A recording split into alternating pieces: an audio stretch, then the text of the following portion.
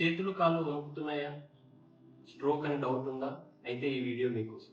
Hi, I'm doctor B Ashok Kumar Reddy, consultant neurologist, Sridatta hospital, Narasaraopet. మన ఇండియాలో most common neuro degenerative ఏదో తెలుసా? డిమెన్షియా. అదే సెకండ్ మోస్ట్ కామన్ ఏంటి? పార్కిన్సన్స్.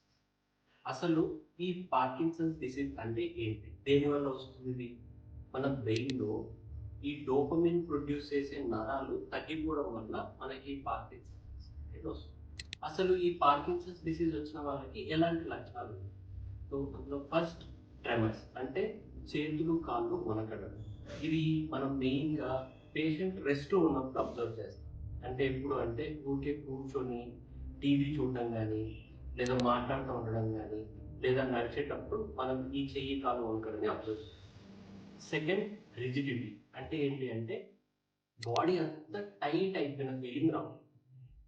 థర్డ్ స్లోనెస్ అంటే ఏంటి అంటే వాళ్ళు చేసే ప్రతి పని చాలా నిదానం అయిపోతుంది. అంటే వాళ్ళు మాట్లాడడం కూడా చాలా నిదానంగా మాట్లాడడం, నడవడం నిదానంగా నడవడం, స్నానం చేయడం, డ్రెస్ వేసుకోవడం, తినడం, ప్రతి పని చాలా నిదానంగా చేస్తాం. ఫోర్త్ పోస్చరల్ ఇన్స్టెబిలిటీ అంటే తూలడం. నడిచేటప్పుడు ముందుకి లేదా వెనక్కి తూలి కింద పడిపోవడం లాంటివి జరిగే ఛాన్స్. సో ఈ పార్కిన్సన్స్ డిసీజ్ ఏదైతే ఉందో అది స్లోలీ ప్రోగ్రెసివ్ డిసీజ్.